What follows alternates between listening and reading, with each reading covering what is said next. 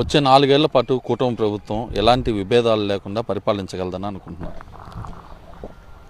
100% అయితే అది సాధ్యం కాదండి. ఎందుకంటే ఇప్పుడు మనం చూస్తూ ఉన్నాం, కూటమి ప్రభుత్వం ఎవరైతే ఉన్నారో కలిసికట్టుగా పనిచేయలేని పరిస్థితి అయితే ఇప్పుడు చూస్తూ ఉన్నాం.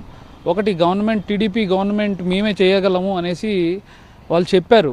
బట్ ప్రజల్లో ఉండేది ఏంటంటే ఒక్క పథకం కూడా అమలు చేయలేని పరిస్థితి ఈరోజు ప్రస్తుత గవర్నమెంట్లో ఉంది.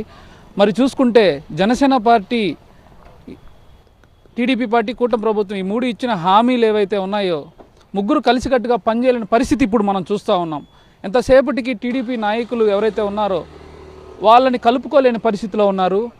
ఎవరు జనసేన పార్టీ నాయకులు అనే పరిస్థితి ప్రజల్లో కూడా ఆందోళనకరంగా ఉంది. సో గత ప్రభుత్వంలో చూసుకుంటే మనం కరోనా కష్టకాలాల్లో కూడా జగన్మోహన్ రెడ్డి అన్ని పథకాలు, నవరత్నాలు అమలు చేయడం మనం చూసాం. ప్రస్తుత పరిస్థితి 1 సంవత్సరం కూడా అయిపోతుండగా కూడా ఏ పథకం కూడా అమలు చేయలేని పరిస్థితి ప్రస్తుత గవర్నమెంట్లో చూస్తూ ఉన్నాం.